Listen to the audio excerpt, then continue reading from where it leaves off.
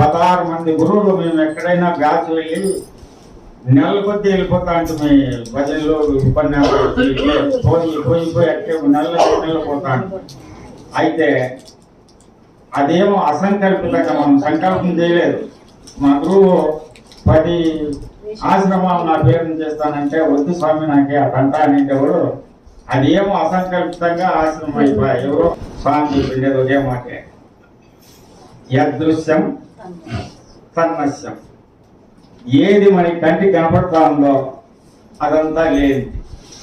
మనకి ఏది కనపడతా ఉంది, మీరంతా కనపడతారు, ఇల్లు కనపడుతుంది, ఇంకొంచెం చూస్తే చెట్లు కనపడతాయి, ఇంకొంచెం చూస్తే భూమి కనపడుతుంది, ఇంకొంచెం చూస్తే ఆకాశం కనపడుతుంది, ఇంకొంచెం చూస్తే నక్షత్రాలు కనపడతాయి, ఇంకొంచెం చూస్తే సూర్యుడు చంద్రులు అందరూ కనపడతారు. యదృశ్యం తన్నశ్యం. ఏది మన కంటికి తోచుబడైతా ఉందో అదంతా లేనిదే. ఏది కంటికి కనపడక ఉందో అదే పరబయలు, పరబ్రహ్మం. ఆ కనపడని వస్తువు ఎక్కడుంటుంది, ఎలా తెలుసుకోవాలి? ఈ యొక్క ఇంద్రియాల చేత ఇంద్రియాతీతమైన దాన్ని పట్టుకునే కయ్యలేదు. ఇదంతా ఇంద్రియాలకు సంబంధించింది. ఏది ఈ వ్యవహారం అంతా ఇంద్రియాతీతమైన వస్తువును పట్టుకోవాలంటే ఇంద్రియాతీతుడైన గురువు, స్వామి చెప్పిన చచ్చిపోయిన గురువు కావాలి. ఏం వచ్చిందల్లా? అహం రహితమే పరబ్రహ్మం. అహం చచ్చిపోయిన గురువు దగ్గర మనము గురుసేవ చేస్తే మనల్ని రహితుల్ని చేసే శక్తి ఆ గురువుకు ఉంటుంది. కాబట్టి మనము అహం రహిత గురువుల్ని ఎన్నుకోవాలా. మనము ఆ పాద సేవ ద్వారా వారి మాదిరినే గుడ్డు పొదిగి పెళ్ళైనట్లు గురువు యొక్క సాంగత్యం వల్ల శిష్యుడు ఆ గురుస్వరూపంగా మారి ఆ పరబ్రహ్మ పరబ్రహ్మలో చేరుతారు. కాబట్టి మనం ఏం చేయాలి? ఇది జగత్. జగత్ జ అంటే పుట్టడము, గత్ అంటే నశించేది. ఈ పుట్టేది సచ్చేది, మొత్తం సృష్టి అంతా పుట్టా ఉంది, పోతా ఉంది. కాబట్టి ఆ పుట్టి సచ్చే భ్రాంతిని వదిలిపెట్టి సావు పుట్టుకులు లేనటువంటి ఆ పరబ్రహ్మాన్ని చేరుకోవాలంటే సద్గురువు యొక్క పాదసేవ ద్వారానే అది మార్గమని స్వామివారు తెలియజేశారు. ఆకాశ సగుణ శబ్దం నిశ్శబ్దం బ్రహ్మం ఇచ్చటే. మన సిద్ధయ్య గారు కూడా బ్రహ్మం గారిని అడిగింది అదే, ఏమని? ఎప్పుడు గురు సేవా తప్పక నేనుంటే, ఎప్పుడు గురు సేవా తప్పక నేనుంటే, నిప్పు వంటిది వాక్యము చెప్పేవాడవు నైతే, నిప్పు వంటిది వాక్యము చెప్పేవాడవు నైతే, సప్పుడు కాకుండా చెప్పి పోరాదా మాయా విప్పి పోరాదా, సప్పుడు కాకుండా చెప్పి పోరాదా మాయా విప్పి పోరాదా. ఏమయ్యా ఏమయ్యా ఏమాయనయ్యా, ఏమయ్యా ఏమయ్యా ఏమాయనయ్యా, ఏమాని పలుకావో ఏమాయనయ్యా, ఏమాని పలుకావో ఏమాయనయ్యా. ఈ ప్రకారంగా ఎప్పుడు గురుసేవ తప్పక నేనుంటే, స్వామి నేను రోజుకి 21,600 అంశజపం జరుగుతూ ఉంది. 21 సార్లు 600 సార్లు అంశజపం జరుగుతూ ఉంటే ఆ 21,600 సార్లు కూడా నువ్వు చెప్పిండే వాక్యంలోనే, ఆ గురుసేవలోనే నేను ఉండేది నిజమని నీకు తోస్తే, ఓ సద్గురు వీరబ్రహ్మేంద్ర స్వామి నీకు తోస్తే, నిజమైతే ఎవరికి ఇస్తాడు బోధ? నిజబోధ. 24 గంటలు ఆ సద్గురు సేవలో ఉండేవాడికి మాత్రమే ఆ నిజబోధ అందుతుంది. తప్పక నేనుంటే నిప్పు వంటిది వాక్యము చెప్పేవాడవునైతే, ఎట్లాది వాక్యము? నిప్పు. నిప్పు అంటే ఎట్లాది? నిప్పు అంత పెద్దదా? నీళ్ళు వేస్తే ఆరిపోతుంది కదా నిప్పు అని అంటాం కదా. కానీ సముద్రంలో నిప్పు పుడుతుంది, బడబాలను. ఆ నిప్పు పుట్టితే సముద్రం ఉప్పొంగి మొత్తం సృష్టినంతా మింగేసేసి యుగమే అంతమైపోతుంది. యుగాన్ని అంతం చేసే శక్తి కూడా నిప్పుకుంది. కాబట్టి నా పుట్టు సావులు ప్రారంభము కర్మలను అన్నిటినీ నిప్పు వంటిది, అన్ని కాల్చేసే అటువంటి వాక్యము, సావు పుట్టుకులు లేని వాక్యము చెప్పేవాడవనైతే చెప్పల్లా అని నీకు మనసుకు అనిపిస్తేనే, బలంతం చేయకూడదు గురువుని. చెప్పేవాడవనైతే చప్పుడు కాకుండా చెప్పి పోరాదా, మాయా విప్పి పోరాదా. చప్పుడు కాకుండా చెప్పాలండి. ఎట్లా మాట్లాడుతున్నాను శబ్దం అవుతుంది. పోయి మాట్లాడలేదు, ఊపిరి ఆడుతుంది. ఈ ఊపిరే పెద్ద శబ్ద బ్రహ్మం. శబ్ద బ్రహ్మం ఏది? శ్వాసే శబ్ద బ్రహ్మం. ఈ శబ్దము సోహం సోహం మనం, లేకపోతే హరే రామ హరే రామ మనం, వాళ్ళ శివోహం శివోహం మనం, వాళ్ళ సాంప్రదాయం ప్రకారం ఏ విధంగా అయితే ఆ సోహం భావన పఠిస్తారో ఆ విధంగా అంశ జపం శబ్దం చేస్తా ఉంది. అంటే ఏమి? ఊపిరి కూడా నిలబెట్టి చెప్పాలంట. సప్పుడు కాకుండా చెప్పి పోరాడా, మాయా విప్పి పోరాడా. చప్పుడు కాకుండా చెప్పాలంటే ఎట్లా? చప్పుడు కాకుండా అంటే స్విచ్పాయింట్కే కదా ఊపిరాడకుండా ఉండేది, శబ్దం లేకుండా ఉండేది. నిద్రపోయినవాడికి కూడా గుండె ఆడుతుంది, తినిండి అడిగిస్తుంది, నాడి కొట్టుకుంటుంది, శ్వాస ఆడుతూ ఉంటుంది. ఎన్ని శబ్దాలు ఉన్నాయి దేహంలో. నిద్రపోయినవాడికి కూడా 72 నాడులు పనిచేస్తూ ఉన్నాయి, శబ్దాలు పుడుతూనే ఉన్నాయి, దాని పని దాన్ని చేస్తూనే ఉంది. మరి ఆ ఊపిరి కూడా లేని, శబ్దమే లేనటువంటి బోధ ఎలా?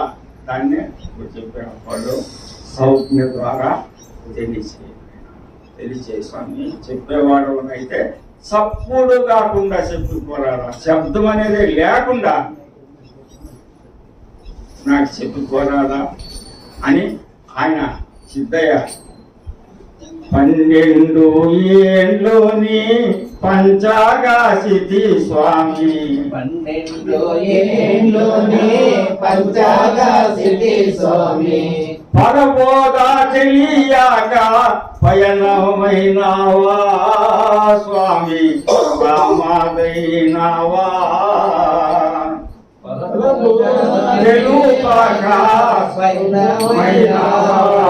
స్వామి, సమాధైనావా. 12 ఏళ్ళు నేను సేవ చేసినాను, నువ్వు బోధ చెప్తానే ఉన్నావు, నేను ఇంటానే ఉన్నాను. సత్యత్రాల గురించి చెప్పినావు, శుభంభావ గురించి చెప్పినావు, ఆత్మ గురించి చెప్పినావు, అన్నీ చెప్పేసినావు. కానీ జన్మరహితమయ్యేది పరబోధ మాత్రం నాకు చెప్పకుండా సమాధైపోయిండావే. నా గతి ఎవరు? ఇన్నేళ్ళు చేసిన దానికి అసలైన వాక్యం చెప్పకుండా వెళ్ళిపోయిండావే అని ఏడిస్తే ఆయన సమాధిలో నుంచి లేచొచ్చి ఆయనకి సౌజ్ఞాభావం అందించి, నాయన నీ జన్మ ధన్యంపు అని చెప్పి ఆయన సమాధి లేకపోయినంట. కాబట్టి ఎప్పుడు గురుసేవ చేసే వాళ్ళకి తప్పక ఆ సౌజ్ఞాభావం ద్వారా మనం కనుచేస్తాము. ఖచ్చితంగా మనము జనన మరణ రహిత స్థితి పొందుతామని మన రామప్ప సద్గురువులు గారు చాలా చక్కగా చెప్పారు. అయితే అంతకు ముందు మొదట ఏం చెప్పి విగ్రహ రూపంగా పూజ చేస్తూ, తర్వాత ఆ విగ్రహం ద్వారా ఆ శిలాభావం నుంచి శివభావంలోకి, శివభావంలో నుంచి ఆత్మభావంలోకి, ఆత్మభావంలో నుంచి అచల భావంలోకి, అచల భావంలో నుంచి పరిపూర్ణంలోకి, పరిపూర్ణంలో నుంచి తంత్రహిత తద్వశిత స్థితులను పొంది ఉండి లేని స్థితి, శబ్దం లేకుండా ఎలా ఉన్నాడో అలాగా నువ్వు నీ అహం రహితమైతే, భ్రాంతి రహితమైతే బ్రహ్మము బట్టబయలు అనే విషయాన్ని మనకి చాలా చక్కగా మన రామస్వామి తెలియజేశారు.